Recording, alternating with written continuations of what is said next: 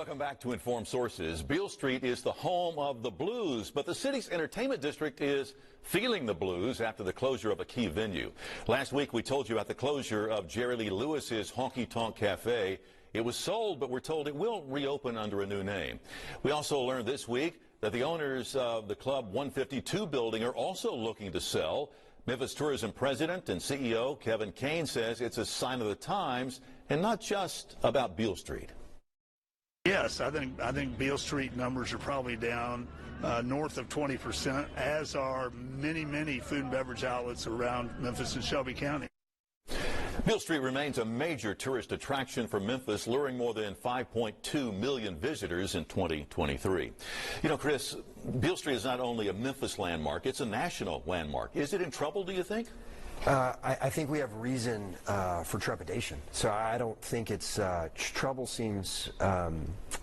trouble seems like too big of a word for it, but there's reason for trepidation. And I know we talked about the economic numbers. I am much more concerned, you won't be surprised, about crime. I think crime is the #1 issue in this community. I think it's the #2 issue in the community. I think it's the #3. That is the issue. And I think some of this, right, people are pulling back spending. We've real wages are stagnant or down due to the effect of inflation. People are spending less money at restaurants. That's a nationwide phenomenon. It's happening here in Memphis. But I think one of the real reasons why they're experiencing this hit is that a lot of people are afraid of going downtown, and they certainly don't want to be down there at 12 a.m., 1 a.m., 2 a.m. I love Beale Street. I go down there often. I've spent many nights down there. But it seems to your casual observer that when you turn on News Channel 3, every weekend, there's something going on that's bad. Someone gets shot, someone gets hurt. And again, I don't want to be alarmist. I love this community, and Beale Street is our front door. It's one of the most famous streets in America. People come here. But we need to make sure, first and foremost, that it's safe.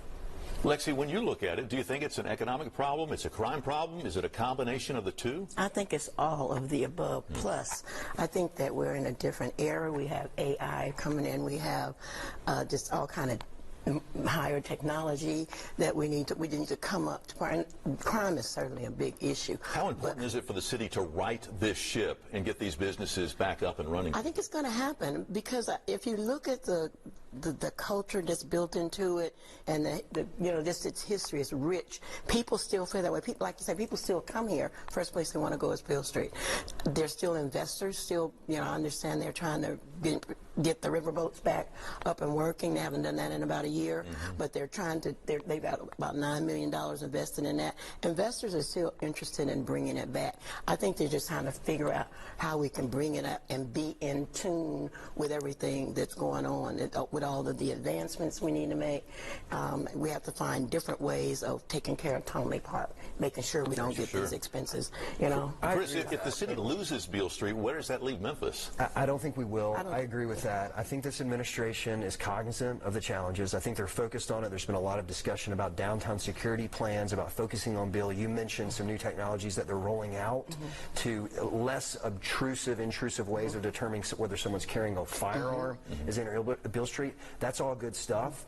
We've just got to we've got a lot, we've got to really focus on it. And I think, and I know that I beat this dead horse a lot, but we need to make sure that the people who are committing violent crimes in this community, who are committing gun crimes in the community, are prosecuted.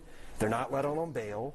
And that they're sentenced to the full extent of the law. We need law and order. And again, I think it is a mix of issues that we're experiencing. But I really do think the #1 issue is that people they don't want to go down there because they're concerned about it. I'm less so, but there are plenty of people who are. Lexi, in the past, some efforts to control crime in the entertainment district down there on Beale Street, they've not only been met with frustration, but frequently cries of discrimination as well. How do you try to correct that problem and avoid that as well? I don't know. I don't have an answer for that. I think it all has to be part of the development. It has to be the consideration.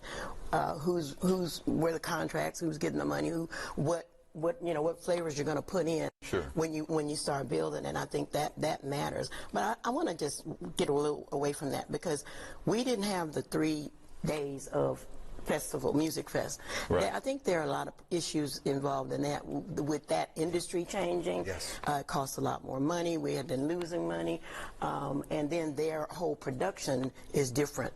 So I think that's a big part of what we have to look at as well. It is in terms of entertainment. it is a multi-pronged Yeah. issue. A lot of complexities there. Yeah. When we come back, we're going to turn our attention to a hot topic for many parents and students. What can be done to fix the HVAC and aging infrastructure problems at Memphis Shelby County schools? That's coming up next on Informed Sources.